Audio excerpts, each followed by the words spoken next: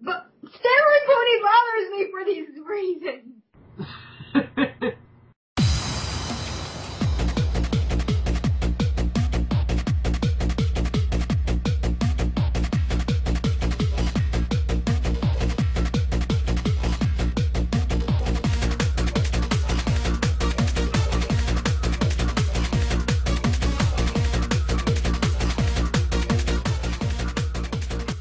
Hello and welcome to Geeky TV, brought to you by the Vac and Network. I am, of course, your host, and I am, of course, joined by the lovely Cally Shoka. Hello!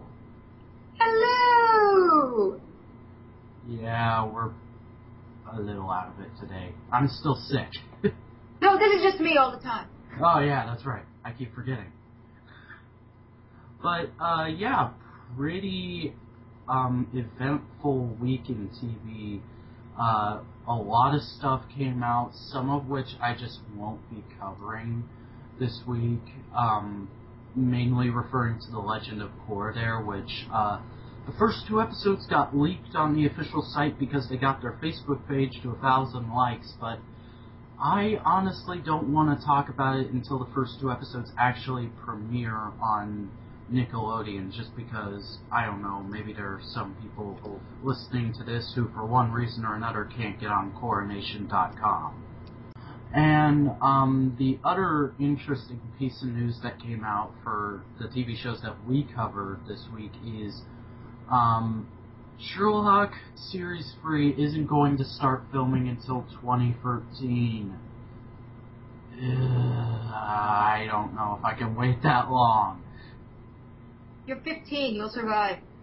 It's a really good show, though, and it ended on such a confusing cliffhanger. Honestly, Sherlock, in my opinion, is the new Lost, except it's made in Britain.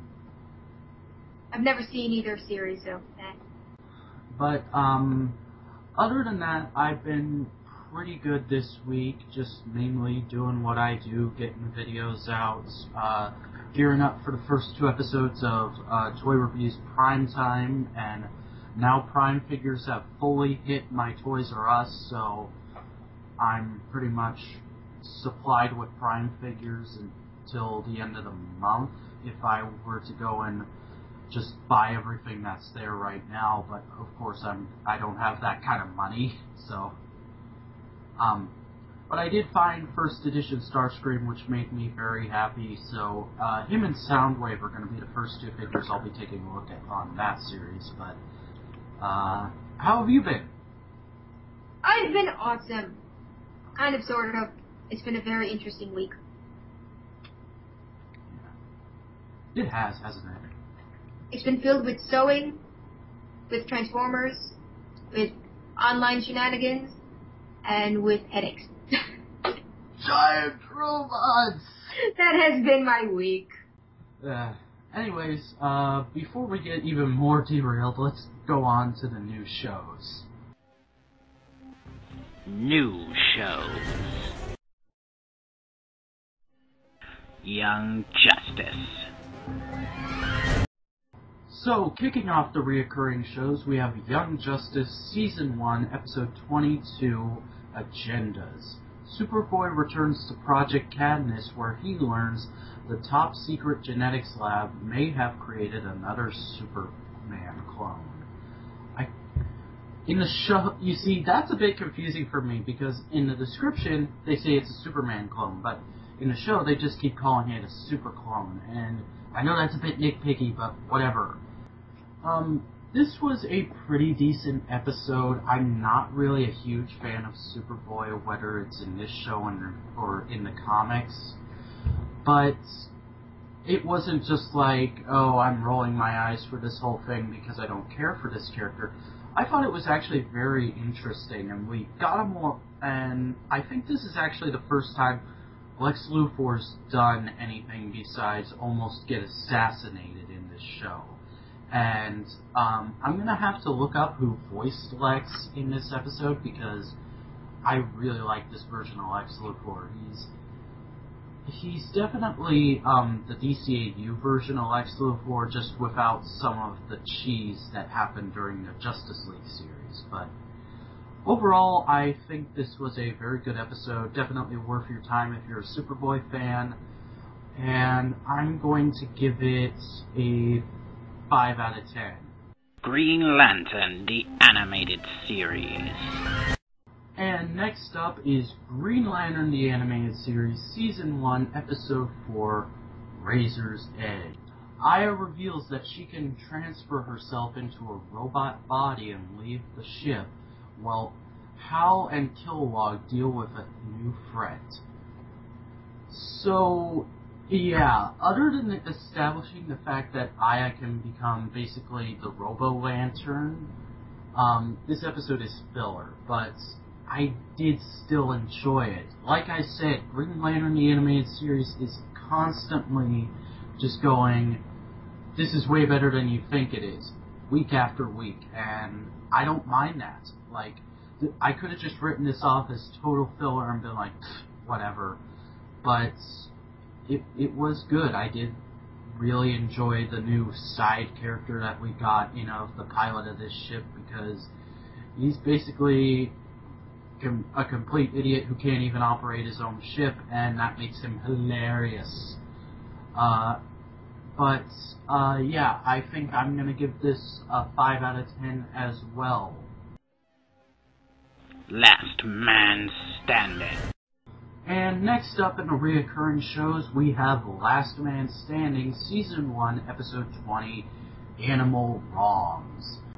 Mandy worries when Mike doesn't like her new boyfriend, Terrence, who is an animal rights activist. Kyle discovers that Ed is Basque like him. Yeah, I have to admit, this episode was just kind of boring for me, mainly because I'm not a big fan of Mandy. It seems like every sitcom these days has to have the token dumb blonde character, only lately it's been the dumb brunette / black-haired girl. And that character type really irritates me. I never was a fan of London in The Sweet Life of Zack and Cody. Yes, I used to watch The Sweet Life of Zack and Cody. And I'm not a big fan of Mandy, but I did find the subplot in this episode really entertaining, mainly just because I really like Ed. And Kyle's not a half-bad character, too. Overall, I think I'm going to give this a 6. And one other thing to mention, I have no idea who played Terrence, but he looks like he could be the twin of the guy who plays Antonio in Power Rangers Samurai. I'm just going to put that out there, at least to my untrained eye. But anyways, moving on. Power Rangers Samurai. And last but not least in the new shows is Power Rangers Samurai, Episode 29, The Bull Zord. When the Bull Zord is unleashed from its hidden place, the Samurai Rangers fight to save its young protector. Yeah, this is one of those Power Rangers episodes that basically just exists so kids can have new toys to play. I mean, so that the Rangers can have new weapons. Yeah, very much a throwaway episode, and the acting with the kid who is the Bullzord's, I don't know, companion, was just like, is this kid for real? Just, his acting was almost as bad as that kid who played Aang in the Last Airbender.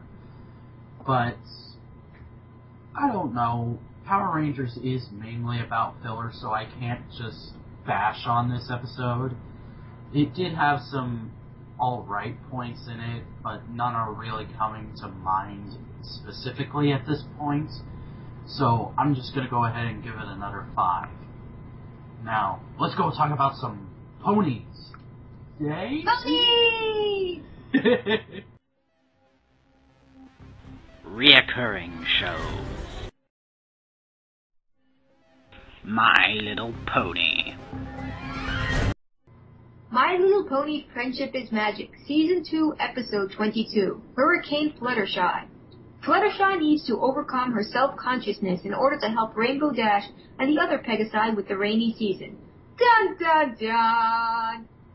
Yeah, I really didn't care for this episode. It was an awesome episode.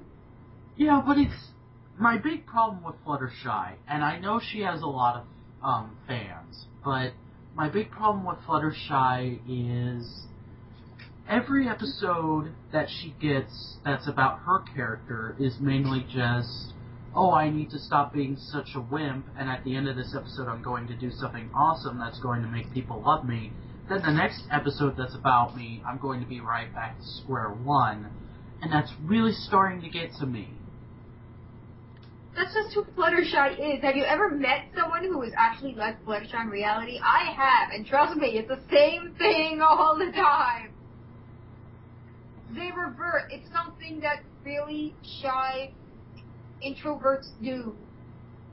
They can't help it. Fluttershy is the epitome of of not only a personality trope, but of people that actually have severe self issues. At least this one, they actually explain where some of those self-consciousness issues come from.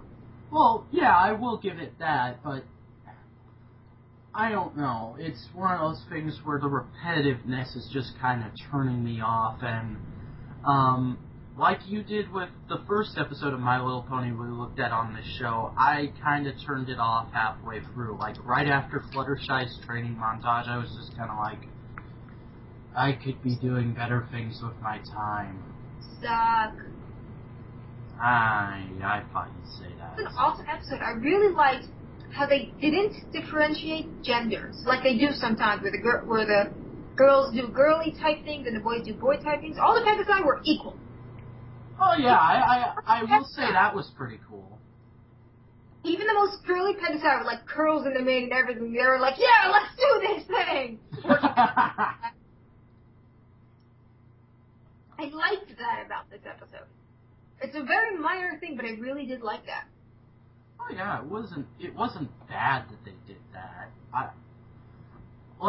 It's like Power Rangers for me. Like, generally it was just kind of a bore for me, but there were neat little moments. I have to ask, since this is the first episode that's had one that we've looked at, did you catch the Derpy cameo?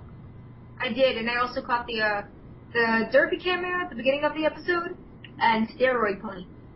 Yeah, Steroid Pony was awesome. I showed a picture of the Steroid Pony to a friend of mine who hadn't seen the episode yet, and they were like, how does he fly? That's he has those itty-bitty wings and all these muscles. How does that work? I don't know. It's magic. Must be. Furthermore, now I'm just going to pinpoint at random things that shouldn't even bother me, considering it's a cartoon about ponies. It's okay. Ben does that on Hoovy and Reviewing all the time. Let's say, for the sake of argument, that the Pegasi ponies are similar to birds, that they have hollow bones, which is why they're able to fly with wings. Steroid Pony has packed muscle and muscle atop hollow bones. How the hell has he not had a heart attack or collapsed from breaking his own bone just by walking at this point? that's actually, oh yeah, that's a pretty good question. You're good at this. Because the other Pegasi ponies, they all seem to have a basic body shape, like furs. Like, you wouldn't think that they'd be able to get up there with hollow bones on their body that they are, but it works.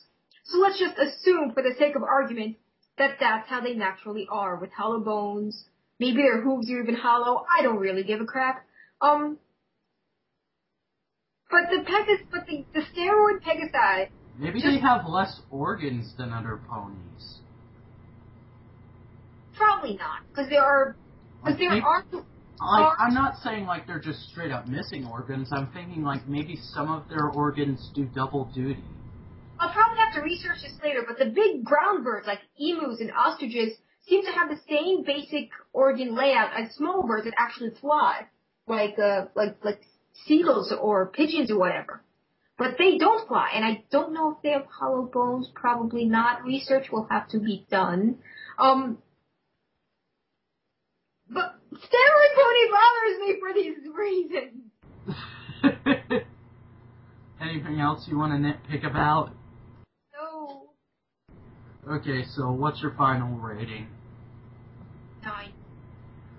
I would give it a 5 just because it's an average Fluttershy episode, but because of the Derpy cameo and the steroid pony, I would give it a 7.5. Anyways, Jackie's back!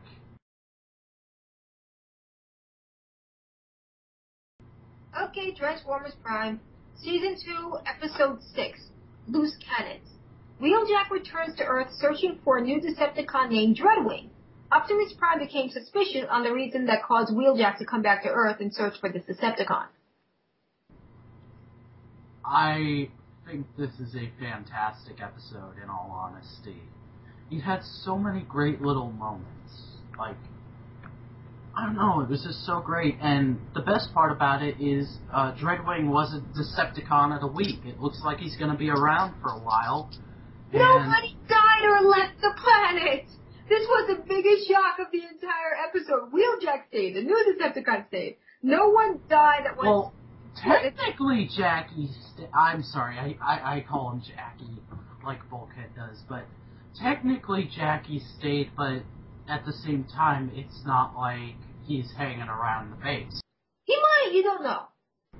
Yeah, we'll have to wait. If the is in the base, he'll come around. Oh yeah. He'll definitely be like a correspondent or something.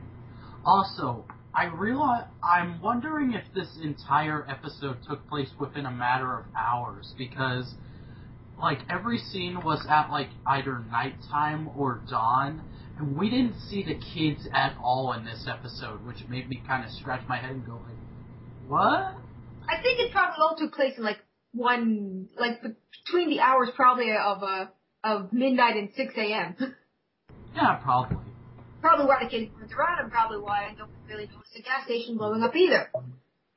And I loved Fowler's line at the beginning of, "I don't care if Abraham Lincoln's back." That was great. There's just so many... Sorry. I love the name dropping with the wreckers.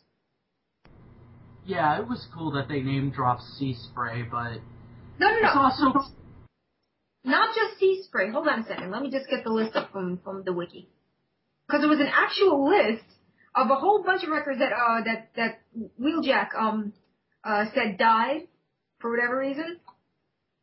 Impactor, Impactor, Pyro, Roadbuster, Rotorstorm, Sea Spray. Most of those were direct reference from Last Stand of the Wreckers, and I love that.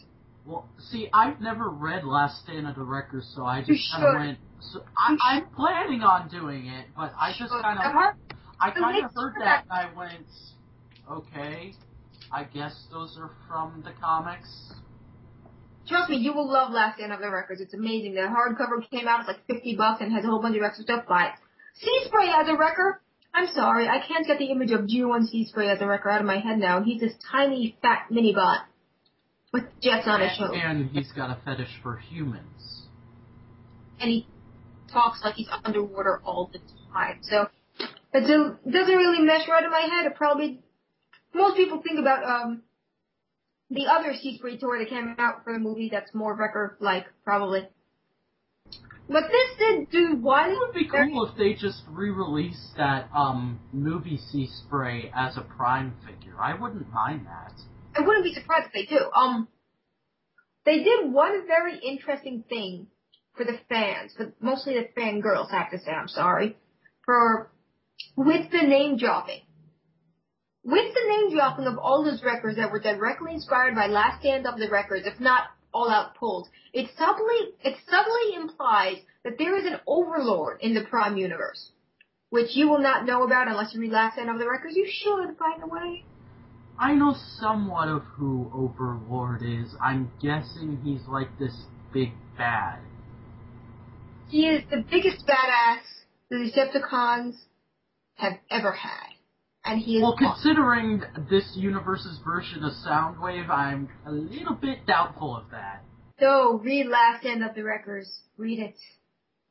I want to take this. I'm just waiting for the fanfics to pop up, like Universe Prime, Overlord, and the Garrus 9 prison, which the entire Last Stand of the Wreckers. Read the damn book!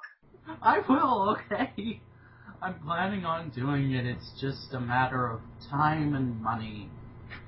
That's what But some other little things that I thought were cute in here was Bulkhead's line of, "I'm sorry, fishies." I almost thought that, like, I know that was almost kind of morbid, but I chuckled. I'm sorry. I actually thought that was a subtle nod at TFA Bulkhead. Like he's gonna go, "I'm sorry, I didn't mean to do this." Yeah, that I didn't even think about that. Oh, and I think the thing that made me laugh the most in this episode was Optimus in Wheeljack's ship, just bent over like I can barely fit in here. Just twiddling his thumbs. That was hilarious. I don't remember that scene.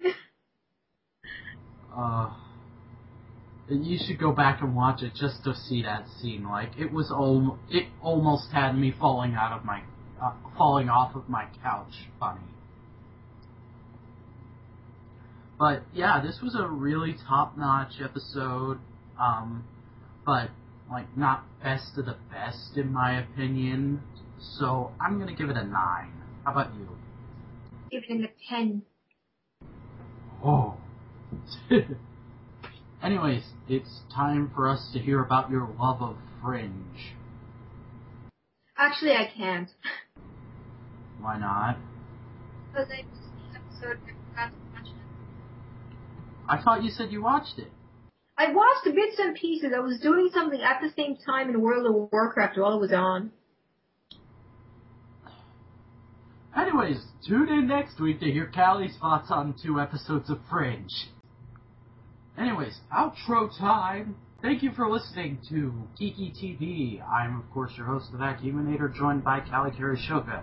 There are many ways you can get in contact with us and leave feedback for the show. You can subscribe to us here on YouTube to get every episode as it comes out. That's youtube.com/user/the Network. I'm youtube.com/user/Vacuumina. You are? I'm Cally Shoka. Hello! You can follow us on Twitter at the Vacuumina.net, at Vacuuminator, and your Twitter name is? Cally Shoka. I'm not doing that voice again. Yeah. And of course you can go to the network's main site to see all the other shows that we do, which is thevacuuminanetwork.tumblr.com. Cally, you want to take a minute to plug the Puggles and BotCon and all that kind of fun stuff? I'm going to be at BotCon. I'm going to have my Puggle formers at table. And I currently dream of fabric because it doesn't end. It doesn't end! Yes, and if you have no idea what a Puggle is, go to callycarryshoka.deviantart.com. It's consumed my soul! Anyways, I'm gonna get out of here before we start acting like we're tripping on acid. Until next time, I have been the Vacuuminator, joined by Cally Shoka. Goodbye! Oh!